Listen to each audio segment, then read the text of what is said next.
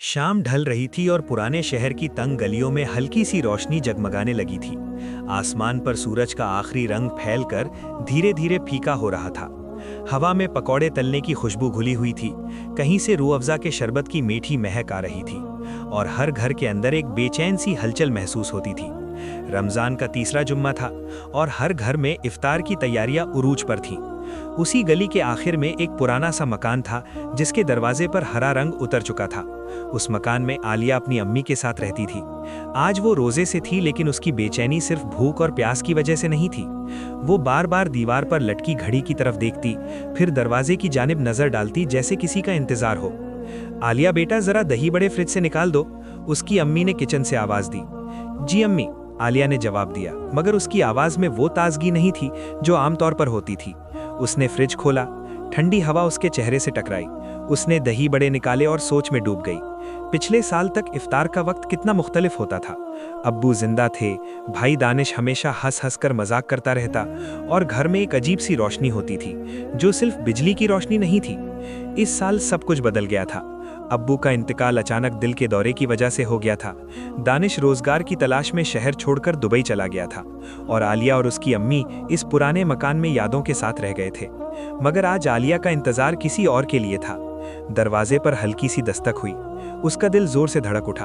वो जल्दी से बाहर दौड़ी। दरवाजा खोला तो सामने आसिम खड़ा था, हाथ में खजूरों का छोटा सा डब्बा और चेहरे पर वही शर्मीली सी मुस्कुराहट। अस्सलाम वालेकुम, उसने धीरे से कहा। वालेकुम अस्सलाम। आलिया के लबों पर बेख्तियार मुस्कान आ गई। आसिम उनका पड़ोसी था। बचपन से एक दूसरे को जानते थे। पहले तो सिर्फ गली के दोस्त थे, फिर स्कूल के साथी, और अब दोनों के दरमियान कुछ ऐसा था जो लफ्जों में बयान करना मुश्किल था। दोनों के घर वालों को भी अंदाजा था, मगर हालात में सब कुछ रोक कर रख दिया था। आसिम बेटा, अंदर आओ, अम्मी की आवाज आई, जो शायद पहले ही उनकी बात सुन चुकी थी। आसिम ने झिझक कर घर में कदम रखा। घर में सफ़ेद दस्तरखान बिछ चुका था। उस पर समोसे, फ्रूट चाट, दही बड़े और शरबत के गिलास सजे हुए थे। मगर इन तमाम चीज़ों के बावजूद एक कमी सी महसूस होती थी। आंटी, ये खजूरें अम्मी ने भेजी हैं, कह रही थी कि मिलकर इफ्तार करें तो बरकत होती है, आसिम ने डब्बा रखते हुए कहा। अम्मी ने मुस्कुरा कर दुआ दी। अल्लाह इनको खुश रखें। तुम भी बैठ जाओ बेटा, आजान होने वाली है। सब दस्तरखान के गिर्द बैठ गए। घड़ी की सुइयां धीरे धीरे अपनी मंजिल की तरफ बढ़ रही थी। बाहर मस्जिद से मुअज्जिन की आवाज गूंज उठी, अल्लाहु अकबर, अल्लाहु अकबर। आलिया ने आंखें बंद करके दुआ मांगी। उसने अपने अब्बू के लिए मग़फ़िरत, भाई की हिफाजत और आसिम के लिए अपने नसीब में आसानी मांगी। सबने खजूर से रोज़ा खोला। पानी का पहला घूंट गले से उतरता तो जैसे रूह को तसल्ली मिलती। कुछ लम्हों के लिए सिर्फ खाने की हल्की सी आवाज़ और शुक्र की सरगोशियां थीं, मगर आसिम का चेहरा कुछ संजीदा था। आंटी, मैं आज असल में एक ज़रूरी बात करने आया था, उसने इफ्तार के बाद कहा। आलिया का दिल फिर से तेज धड़कने लगा। अम्मी ने उसकी तरफ देखा। कहो बेटा, असल में मुझे भी दुबई की जॉब मिल गई है, अगले महीने जाना होगा। ये अल्फाज जैसे हवा में जम गए। आलिया ने महसूस किया जैसे किसी ने उसके कानों में गूंज भर दी हो। उसने नज़र झुका ली।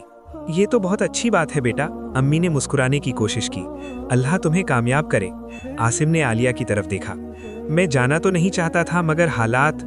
वो जुमला मुकम्मल ना कर सका। आलिया ने खुद को संभाला। कब तक के लिए? उसकी आवाज़ हल्की सी कांप रही थी। पहले 2 साल का कॉन्ट्रैक्ट है। 2 साल, 2 साल का इंतजार। रमज़ान की शामें, चांद रात, ईद, सब उसके बगैर। मगर आलिया ने अपने चेहरे पर हिम्मत लाई। अल्लाह बेहतर करेगा, उसने सिर्फ इतना कहा। उस रात तरावी के बाद आलिया छत पर चली गई। आसमान पर चांद आधा सा था, ठंडी हवा चल रही थी। नीचे गली में बच्चे फुलझड़ियां जला रहे थे। हर तरफ जिंदगी थी, मगर उसके दिल में एक अजीब सा खला था। आसिम भी अपनी छत पर आ गया। दोनों के घरों की छतें मिलती थीं, बीच में सिर्फ एक छोटी सी दीवार थी। आलिया, उसने धीरे से पुकारा। वो दीवार के पास आकर रुक गई। जी, मैं वापस आऊंगा, उसने यकीन से कहा। सिर्फ पैसे कमाने जा रहा हूं, ताकि जब वापस आऊं तो तुम्हारे घर रस्मी तौर पर रिश्ता भेज सकूं। आलिया की आंखों में आंसू आ गए, मगर वो मुस्कुराई। मैं इंतजार करूंगी। असल इम्तिहान इंतजार का होता है, रोजे की तरह। सुबह से शाम तक सब्र करते हैं, फिर इफ्तार का लम्हा सब थकान मिटा देता है। आलिया ने सोचा, शायद उसकी जिंदगी का रोजा अब शुरू हुआ है और इफ्तार का लम्हा 2 साल बाद आएगा। दिन गुजरते गए। रमज़ान अपने आखिरी अशरे में दाखिल हो गया। हर रात आलिया दुआ करती, तहज्जुद में रो रो कर अल्लाह से अपने नसीब की आसानी मांगती। आसिम हर दिन आता, कभी अम्मी के लिए दवा ले आता, कभी बिजली का बिल जमा करवा देता, घर के छोटे छोटे कामों में मदद करता, जैसे जाने से पहले हर कमी पूरी कर देना चाहता हो। चांद रात आ गई, गली में रोशनियां लग गई, मेहंदी की खुशबू हवा में फैल गई। आलिया ने भी मेहंदी लगाई, मगर उसका दिल भारी था। आसिम कल सुबह रवाना होने वाला था। उस रात दोनों की आखिरी मुलाकात छत पर हुई। मैं कल फजर के बाद निकल जाऊंगा, आसिम ने कहा। आलिया ने सर हिलाया। खुदा हाफिज। खुदा हाफिज नहीं, आसिम ने हल्की सी मुस्कुराहट के साथ कहा। फिर मिलेंगे। आलिया ने अपने आंसू छुपाए। फिर मिलेंगे। सुबह जब फजर की आज़ान हुई तो आलिया ने पर्दे के पीछे से देखा। आसिम अपने वालिदैन के साथ टैक्सी में बैठ रहा था। उसने एक दफ़ा उनके घर की तरफ देखा, फिर टैक्सी चल पड़ी। उस दिन इफ्तार का वक्त सबसे ज़्यादा सख्त था। दस्तरख्वान वही था, खाने भी वही थे, मगर कुर्सी खाली थी। आलिया ने खजूर उठाई और दिल ही दिल में कहा, या अल्लाह, मेरा इंतज़ार आसान कर दे। वक्त बहता गया, महीने सालों में बदलने लगे। दानिश कभी कभी फ़ोन करता, आसिम भी वीडियो कॉल पर मुस्कुराता, मगर उसकी आंखों के नीचे हल्के गहरे होते जा रहे थे। काम सख्त था, शहर अजनबी था। हर रमज़ान आलिया के लिए एक नया इम्तिहान होता। हर इफ्तार पर वो उस कुर्सी की तरफ देखती जो कभी आसिम के लिए रखी जाती थी। अम्मी के चेहरे पर भी उम्मीद और फिक्र का मिला जुला असर होता। 2 साल पूरे होने में अब सिर्फ 1 महीना रह गया था, मगर जिंदगी हमेशा सीधी लकीर पर नहीं चलती। एक शाम जब रमज़ान दोबारा आया हुआ था और आलिया दस्तरख्वान सजा रही थी, उसका फ़ोन बजा। स्क्रीन पर आसिम का नाम चमक रहा था।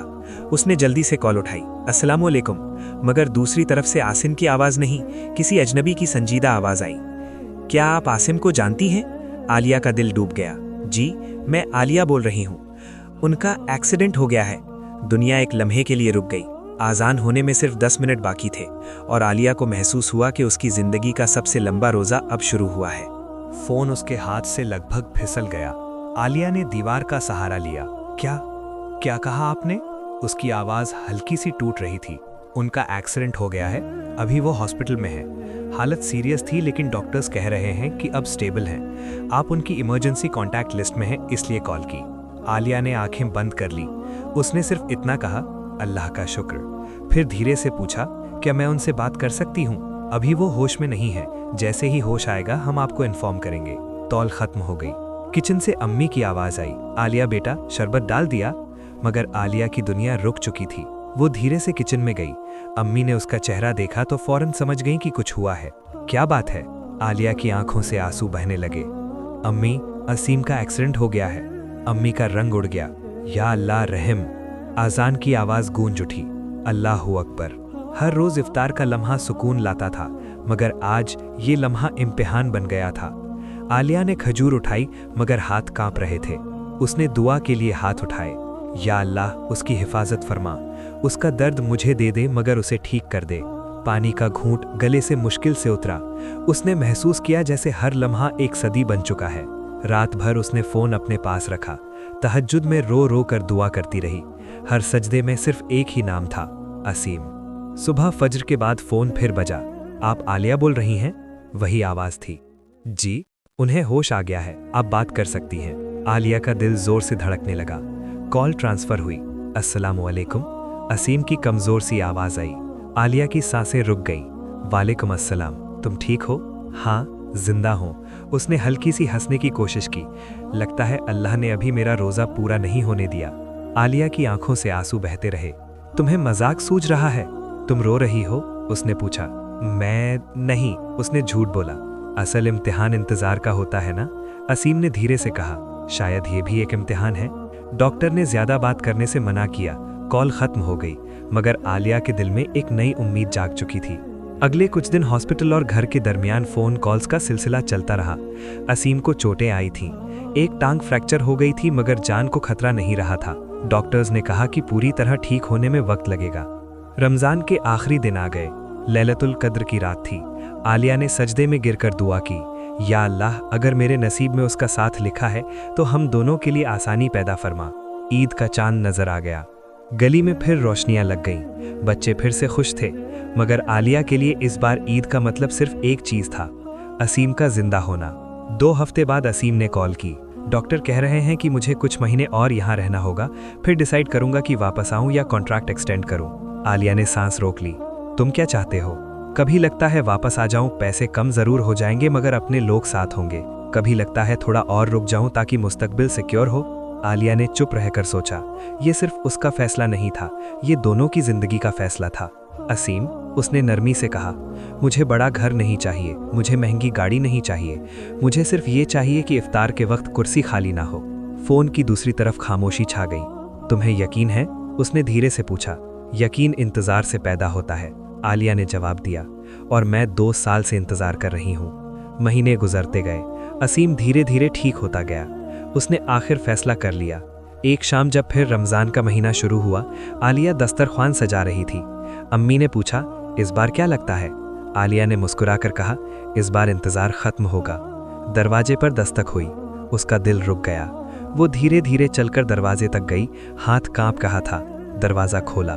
सामने असीम खड़ा था, हाथ में फूलों का छोटा सा गुलदस्ता, चेहरे पर वही शर्मीली सी मुस्कुराहट, मगर आंखों में और ज्यादा गहरा सुकून। अस्सलाम वालेकुम, उसने कहा। आलिया की आंखों से आंसू बहने लगे। वालेकुम अस्सलाम। कॉन्ट्रैक्ट खत्म, मैं वापस आ गया हूँ, उसने धीरे से कहा, और इस बार कहीं नहीं जा रहा। अम्मी पीछे से आ गईं। उन्होंने असीम को देखकर दुआ दी। घर में जैसे रोशनी भर गई। आजान की आवाज गूंज उठी। सब दस्तरख्वान के गिर्द बैठ गए। इस बार कुर्सी खाली नहीं थी। असीम ने खजूर उठाई और आलिया की तरफ देखा। रोजे का सब्र याद है? आलिया ने मुस्कुराकर कहा, और इफ्तार का सुकून भी। सब ने रोजा खोला। पानी का पहला घोंट गले से उतरकर सीधा दिल तक गया। इस बार इफ्तार सिर्फ भूख मिटाने का नाम नहीं था, ये 2 साल के इंतजार का इफ्तार था। कुछ महीने बाद उनका निकाह हो गया। घर फिर से हंसियों से भर गया। दानिश भी वापस आ गया। अम्मी के चेहरे पर सुकून था। हर रमज़ान जब इफ्तार का वक्त होता, आलिया एक लम्हे के लिए उस पुराने खौफ को याद करती, फिर असीम की तरफ देखती जो उसके सामने बैठा होता। इंतज़ार ने उन्हें कमज़ोर नहीं, मजबूत बनाया था। और आलिया समझ गई थी कि ज़िंदगी असल में रोज़े की तरह है, सुबह से शाम तक इम्तिहान, फिर मगरिब पर रहमत। और जब सब्र मुकम्मल हो जाए तो हर इंतज़ार का भी एक इफ्तार होता है।